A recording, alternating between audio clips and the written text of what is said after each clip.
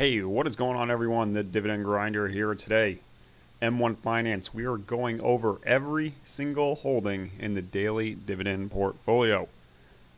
For those who are new to the channel or haven't been watching for a while, daily dividend portfolio, I have 33 holdings here. 32 of them are monthly dividend payers, giving you 32 dividends a month divided by 30 days.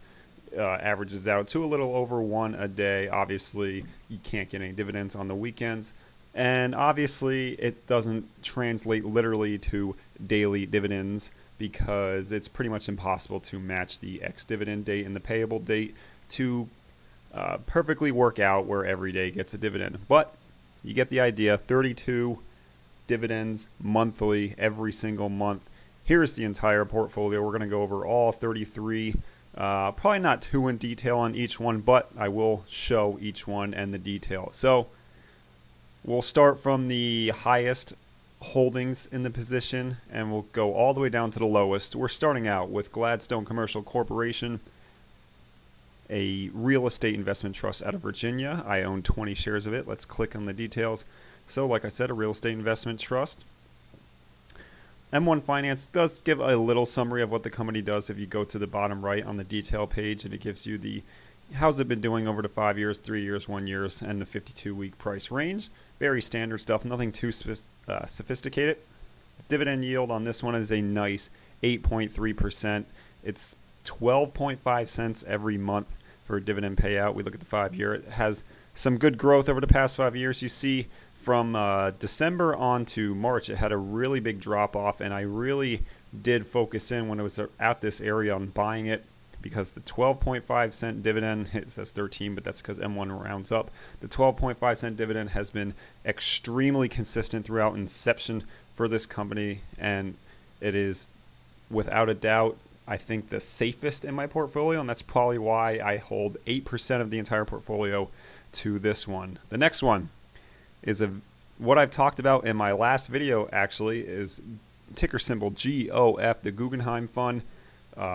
18 cent a month dividend, very high yield, as you'll see there, 10% yield. The high expense ratio, but that's okay because the 10% yield makes up for it.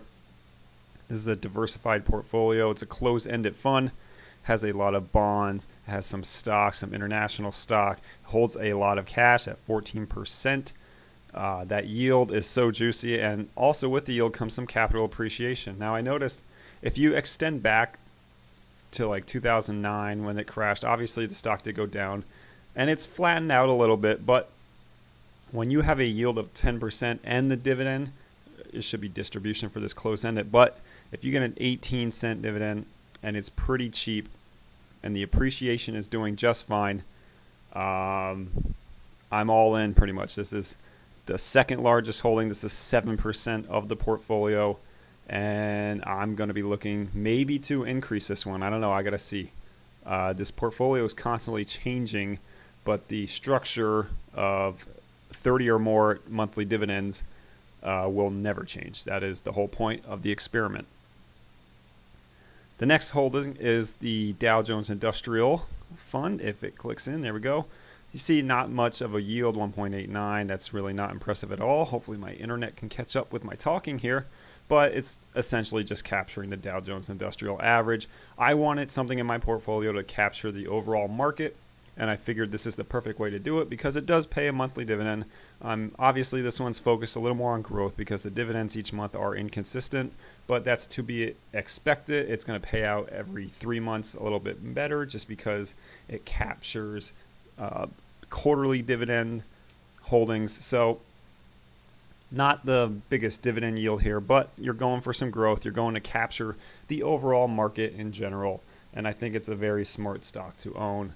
Another one that I was considering was SPY, which is the S&P 500 ETF. It's really interchangeable. It's whatever you prefer.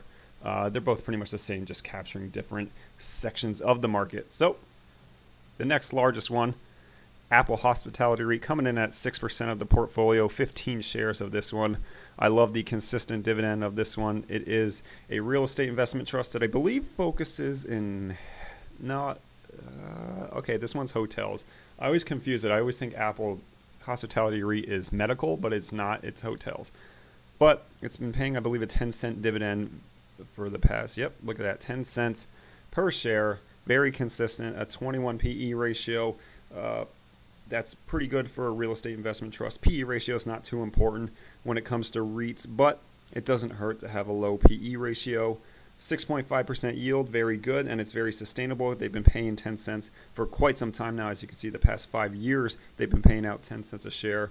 So I know a lot of people like to complain that it's not increasing its dividends, but for me, 10 cents and a 6% yield on an $18 stock, you really can't go wrong. And I'll be watching it, make sure it doesn't go down or anything, but this stock has shown good capital gains over the past 5 years, and it's also shown that it has a very consistent dividend. The next one after Apple is Stag, which is, I believe, my biggest profit maker because I bought Stag at its lowest point this year. So if we go to the 5-year chart here, yeah, I bought it right around 23 flat and somewhere in that range. And as you can see, it's already gone up to the $25 range. So I've made a nice little profit on this, even though I don't have, an exceptional amount of shares here. A 5% yield. The PE ratio is a little higher than you want, but then again, it is a real estate investment trust. And I believe they've been increasing their dividend payments, if I'm not. Yep. So they've been slowly increasing their dividends. If you do go into dividend stocks that increase their dividends, make sure they're ramping it up very slowly because that makes it more sustainable to the company and to the shareholders. If they're ramping it up way too quick, they might have to cut it at some point in the near future, and you do not want your dividends cut. That is a dividend investor's nightmare, and it will hurt this portfolio badly. So I love Stag. It's been amazing in my portfolio, and is that 5 or 6%? That's 6%. Next, we go to Gladstone Capital Corporation. I always laugh when I bring up this one because this was like one of the first stocks I've ever bought in my life because I thought, wow, it's so consistent, 7 cents a month.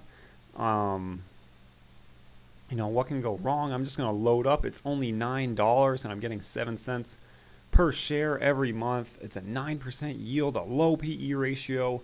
What could possibly go wrong? Well, if you look back prior, and you can't see it on M1 Finance because it only goes back 5 years, but I believe the stock started at actually like $20 a share, and then in 2009, like every other stock, it crashed. So it came down to like the $5-6 range, and it slowly creeped back up to 9-ish, where it is now, but it's never returned to its initial capital, which is kind of concerning.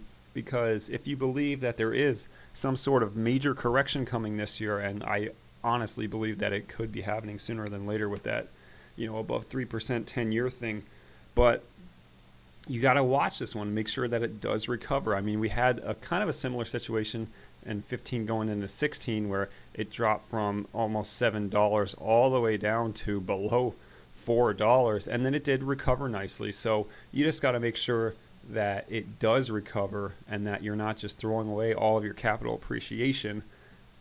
Even though you're getting a safe, hefty dividend, you have to be maintaining some kind of capital gains. Otherwise, it's just going to cancel each other out and you're just spinning your wheels. Who cares if you own more shares of a stock? If the price isn't going anywhere, it doesn't help you at all. But I will say, if you bought it at $4 a share, you're sitting pretty right now. Not only did you more than double your capital appreciation, but you've been getting that 7 cents a share dividend along the way. And that's a dividend holder's dream right there. The next one, Power Shares Power Shares Preferred Portfolio. Wow, I wonder if they actually say that ticker out loud in their offices. Anyway, a 5.8% yield, not super cheap. I mean, if you want super cheap expense ratios, you're talking Vanguard, where it's like less than 0.1%, but 0.5, very doable. It's nothing to brag about, but it's cheaper than, like the Guggenheim fund, which is over 1.5. Good growth over the past 5 years. Its dividend, 7 cents a share. Again, it's just like the Gladstone company that was shown earlier. Not increasing, but it hasn't decreased over the past 5 years either. They're more preferred stocks, which is very interesting. So as you can see, The fund generally invests 80% of its assets in a fixed rate US dollar denomination preferred security. So this one's a little more financial. It deals a lot more with preferred stock and the preferred positions. Wow, I cannot say preferred to save my life, but good capital gains, 7 cents a share. Very solid. It's not going to blow your socks off or anything with capital appreciation, but it's good to see good steady growth. And unlike Gladstone Corporation, which kind of faltered from 15 to 16, it was making nice, even, steady gains. Its biggest drop, as you can see, was going 16 to 17, and even that was $1. So not the dramatic spikes. A pretty stable, safe investment is what PGX is. The next one, eTrax. Now this one I was turned on to by someone on Steemit, actually, and he showed his portfolio, which only had 3 stocks in them, and this was one of them. And he was saying, look, this is how you get the major dividends. You're not going to get anything through blue chip companies paying 2%. You're not yawn. He's essentially going that route, saying like you need the aggressive yields. And oh my God, I saw that when I first started looking at it. I'm like, 20%. That is ridiculously high. There's no way that it could be appreciating at all. There's no way it could last at all. Well, it's a 2 times leveraged, so it's looking at small cap high dividends. So basically it's picking growth stocks that have a lot of dividend upside. So you really got to make a judgment call on this. Is it kind of unsafe? Yeah. I mean, 20% yield, that's ridiculous. And I know M1 Finance isn't showing the dividends past 2017, but I can assure you, if you were to go to Yahoo Finance, that it is paying dividends. But you see the stock's trading at $17.38, and the dividends some of them have been insane, like 52 cents per share on a $17 stock. I mean, if you have a lot of holdings, that's incredible. They only have 40.8 million assets under management, so that's not a lot. However, due to the 2 times leverage, and they even have it in their name, monthly pay, it's a very interesting stock. I mean, it's hard to deny a dividend yield that high, and the capital appreciation has not been horrendous. I mean, it's nice to see that when it has dipped, it has recovered. I mean, you can see the past, that's probably like a year or two. Yeah, a year. It hasn't really moved at all. It's been pretty stable. You see it started at 1823. It's at 1738. So it's not much there, but that is a ridiculous yield. You're getting a high dividend payout, and it's good to see that. It means that, it's kind of safe, even though it's a 2 times leverage.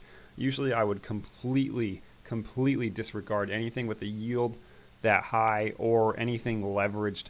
But, this one's intriguing. It's not bad to have an experimental portfolio like this one.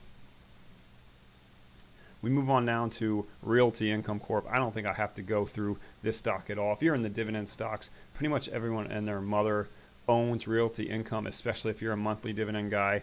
Real Estate Corp, they've been increasing their dividends pretty much since inception. You see 18, 19, 20, 21. And it goes to pretty much in increments of, I believe it's a quarter of a cent. Like every quarter or every 2 quarters, it increases its dividend per share by a quarter cent. 46 PE ratio, not too impressive, but a 5% yield. Very solid. You're getting some growth, even though it has dipped from its peak at around $65, currently trading at $51. There is capital appreciation with the stock. Just because it is known as the monthly dividend stock, it says that even on their webpage, if you were going to visit, it is the monthly dividend stock. They actually trademarked that quote. So, Realty Income, no shock that it's in the monthly holding portfolio. Well known. Pretty much everyone who's in the monthly dividends has it. Our last David Gladstone stock is ticker symbol GAIN, GAIN. And I found that if you actually type GAIN in the Yahoo Finance, you will get another company, and it's very annoying to try and find this on Yahoo Finance. You actually have to type in Gladstone Investment Corp. You get this really crappy other GAIN stock. That's terrible, but very similar to Gladstone Capital Corp. Very consistent dividend. It's been trading 6 cents a share for a long time now. 7 cents. It's actually increased. So I think they named the ticker symbol GAIN because this is one of their Rare equities, which actually does increase its dividend payouts. Usually the Gladstone stocks are known for having a good dividend yield, but it never grows. It never decreases, but it never grows. So it's just very consistent. Just like David Gladstone, our Gladstone Capital Corp, which was a 7 cent per share. This one has increased to 7 cents a share from 5 cents a share back in 2013. So that's probably why their ticker symbol is GAIN, because it's literally gaining dividend per share income. So we move on to the next one. And excuse me while I got a cough. Sorry, I don't edit these videos pretty much at all. So everything is pretty much going live. It's almost like I'm streaming and it just gets recorded. So ticker symbol HYT, a 3% holding. We got 13 shares of this one, the BlackRock Corporate High Yield Fund. So this one, if it opens, most likely a closed-ended fund, but let's make sure that's accurate. Yep, closed-ended management fund. Usually I don't recommend closed-ended management funds all too often, but for an experiment like this, when you're looking at monthly payers, it's very hard to stick to all real estate investment trusts or well-known stocks that pay monthly, because a lot of them just flat out don't, unless you go to the more expensive ETFs like SPY or the Dow Jones Industrial Average ones like I have. So you're going to get some closed-ended management funds, but that's okay. They owned a lot of bonds, so it's kind of like a safe one. You're not going to get too much in terms of capital growth, but it's good to see that it is growing. But you see 5 years, the price has gone from around 8 to 10.5 where it's at now. But it's good to see that it hasn't dipped very frequently. 7 cents a share dividend looks very consistent. It looks like they pay a special dividend towards the end of the year. So there's a special dividend, special dividend, special dividend. So looks like at the end of the year they do pay off a special dividend, which is nice. But 7 cents a share on a $10 stock, not bad at all. You look a nice dividend yield of 8%. Expense ratio a little high, but that's okay when the dividend yield is high enough to pretty much compensate for that. For those of you wondering, if you're not familiar with expense ratios, it's kind of the whoever's, how do I want to explain this? Whoever is issuing the stock, they take out 0.91%, as their fee for essentially providing the services to you, since it's a closed-ended fund. So they're managing the fund. That's their fee, 0.91%, and that automatically gets taken out of the stock price. So you don't see it. You don't get billed for 0.91% for holding it for a year or anything like that. It's automatically calculated into the share price of $10.54. So it's pretty much impossible to know how much they're taking out at any given time or when they do it and whatnot. But just know that it's not like you have to pay for owning this. It's already calculated in the share of the stock. So we keep moving on past HYT and we go to Chatham Lodging Trust, another real estate investment trust. I own 7 shares of this one. You're going to get a lot of REITs, closed-ended management funds, and some ETFs, and that's pretty much what the portfolio consists of. Not much to say about this one. An okay PE ratio for a real estate investment trust, 6.7%, very respectable for a real estate investment trust. Not too low, not too high. It's been slowly increasing its dividends, so much like Realty Income Corp, increasing its monthly dividends has not cut, and that's why Chatham is very attractive to a lot of people. Much like Apple Hospitality REIT, they also deal with hotels.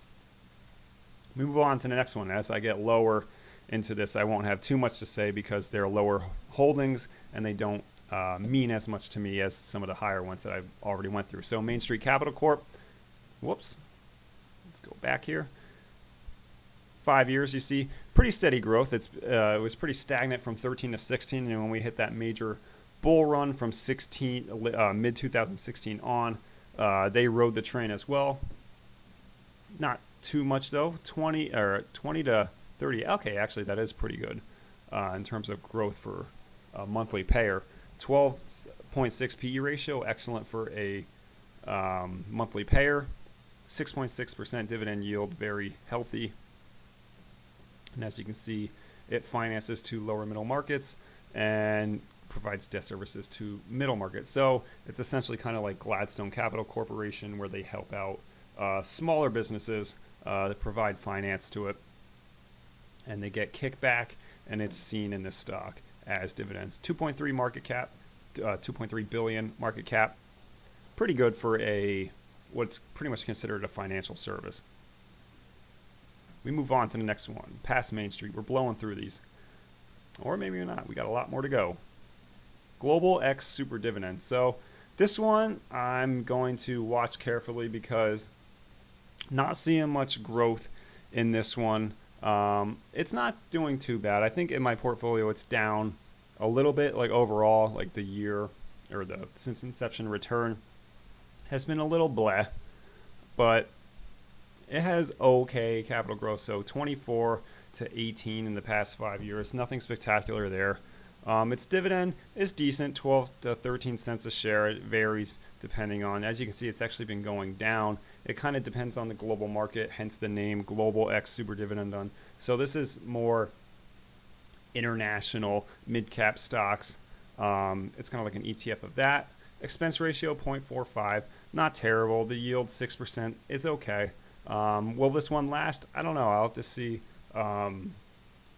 If the U.S. market kind of fades off, I'll be very curious to see where this one ultimately ends up. Does it fade with the U.S. or does the international backing kind of support it? But usually when the U.S. economy is failing, the rest of the world soon follows suit. Our next one after Global X Super Dividend, we got PCN, the PIMCO Corporate and Income Strategy Fund. I said Gladstone Capital was one of the first. This is the very first public stock that I bought using Robinhood. So when I had Robinhood, I was just looking at like monthly payers. I don't know why I stumbled across this one, maybe because it was a little cheaper, but I landed on it. I probably looked at the past like 2 years or something on Robinhood. I said, wow, it has great growth. Why wouldn't I want to own it? It's a nice dividend payer, 11 cents per share every month, an 8% dividend yield. Expense ratio a little high, nearing 1%, but the dividend yield of 8% is healthy enough to overcome that. You see, it's been having nice gains over the past 3 years, 12% or 15% over the past 3 years. Last year alone, one fiscal period, I should say, 13%. 5 years, not as good, but still good at 10%, very respectable. Holds a lot into bonds and does not hold any cash at all. I don't know if that's an error, why they would have negative for. I guess everything's got a total up to 100. So maybe M1 didn't exactly incorporate that one correct, but a closed-ended management fund. Nonetheless, it seeks high current income. And we'll see, it's doing quite fine in my portfolio. I'll probably keep this one around for a while. Moving on to the next one. Eaton Vance Corporation Tax Managed Buy Right Opportunities Fund of Beneficial Interest, or quite simply just ETV, ticker symbol ETV. So 8% yield, which is probably why I loved it. And I also love that there was not much dips going on. Not super gains, 8.30 to 15.30 over the past 5 years, but how can you resist a dividend like 11 cents a share when you're pretty much not worried about capital depreciation at all? I mean, the dip that we had majorly from the end of 17 going into 18 of February was huge. And as you can see, this one only dropped from 15.30 to 14.90. Yeah, it's a drop, but I mean, it's not significant at all. And as you can see, when it did have significant drops, like back in 15 here, it has recovered quite nicely, and it's very consistent. 8% yield. It's very sustainable. They paid 11 cents a share pretty much since inception. As you can see, their top holdings here are Apple and Microsoft Corp. I love Apple to death, and there's nothing wrong with a good old blue chip like Microsoft. So I love this one a lot. Keep moving down. Putnam Premier Income Trust. Going to the 5 years. Average capital gains. I mean, this is a very cheap stock, so this is one that you definitely have to watch out for. And if I'm researching now, let's see. So a very low payout, 3 cents a share, but I mean, it's also $5 to buy it. The expense ratio is kind of high for a stock that's trading at $5.50, and the yield It's debatable whether that makes up for it. This one might not last in the portfolio. This is an example of one that if it starts to slide, I would have no issues at all reducing it to 1% or cutting it completely out of the portfolio and allocating to something like the Guggenheim or Realty or something more substantial like that. But they're non-traditional. They have a lot of bonds. Pretty much bonds. That's why the capital appreciation isn't really anything spectacular. Not too much decrease, which is nice to see. You can see they actually did pretty well in the big drop-off that we had in 2018. So, sort of safe, but at the same time, 1% expense ratio on a $5 stock. Not too great.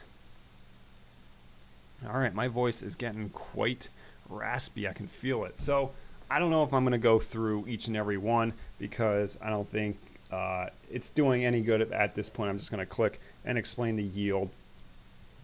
I will say the only stock that I own out of the 33 holdings, the only one that I own that is not a monthly dividend holder is Amazon. They don't pay a dividend at all, but I love Amazon so much. I believe that they are shooting to the moon, and to me it's silly that I would not have some kind of holdings somewhere in all of my portfolios. So I have around almost 5K in this portfolio, and then I have another 5K in my E-Trade portfolio. E-Trade, I only have 3 shares. It's Apple, GLPI, which I discussed in a video. You can watch that video on my channel, Gaming and Leisure Properties, and then ORI, which I discussed in yesterday's video, or not yesterday, 2 days ago video, my last video, Old Republic International Corp. They do financial services. My favorite, probably old school dividend aristocrat to own. Amazon, a hyper growth stock, 200 PE ratio, which is actually improved to what they were because they were never trading for a profit, but they've been showing some income recently, and it's a hyper growth stock. Look at that, 68% in the past 12 months. That's insane. 5-year gain of 42%. Even if I get burned on this one, it's only 1% of the portfolio, and I'm quite all right with that. I just want some exposure to Amazon somewhere, and since M1 is awesome with its fractional shares that you can purchase, this is my opportunity to get in. I don't care that I only own like 0.2 of a share or some bullshit, but Amazon, you can't go wrong with Amazon. Even if it goes down from here, whatever, I took my chance. It's such a behemoth. It's way more well managed than Walmart, Jeff Bezos. It's in good hands. I'll quickly glance over the rest of the stocks that I did not cover. So we ended at the Putnam Premier Income Trust. Income fund shares, nothing special there. FTSL, BTA, HYD. This high yield junk bond was, I believe, it was either the largest holding or the second largest holding when I first set up this portfolio with $350. As you can see, that's changed quite a bit. It's only 2% of the portfolio now. Junk bonds have kind of gone out of style since late 17. So I said, you can see right there, U.S. junk bonds exhibit stress and investors want stronger terms. That's because the 10-year T-note is rising above 3%. Why would you want a bond in this environment? So I've cut back quite substantially, but it pays good for junk bonds. It's junk bonds pay higher than traditional bonds, and that's, that was my appeal first going into the portfolios. I want those high yields, but it doesn't make sense. You don't get much capital growth at all, and the dividend really isn't too spectacular compared to other ones I own, like the Guggenheim and that E-Trax 2 times leveraged position. LTC Properties and Whitestone, those are 2 REITs that I like. Blue Rock has been an amazing growth story in my portfolio because this was, I believe, close to one of the inception stocks, and I bought it really low, and it's risen quite nicely. But I have to see, maybe they switched from monthly to quarterly, and that might actually be something looking into. So this would be a scenario where I'd have to make a decision, because if it did switch to a quarterly, that kind of defeats the purpose of being in this portfolio where it's monthly. However, the capital growth seems to have vastly improved since switching to a quarterly. So I'll have to make a decision. Would it be smart to sell off while the stock can grow? Because obviously it was paying 10 cents a share, and if it's paying 16 a quarter, that means it's slashed its quarterly dividend essentially from 30 cents to 16 cents. So that's probably why you're seeing the growth. So if I bought it cheap, I could be in for some nice capital gains. So maybe I'll keep this one around for a while and sell it when I, made enough return to make myself happy to reinvest it in another place. If we quickly glance over the other ones, another international income fund right there, ticker symbol LOR.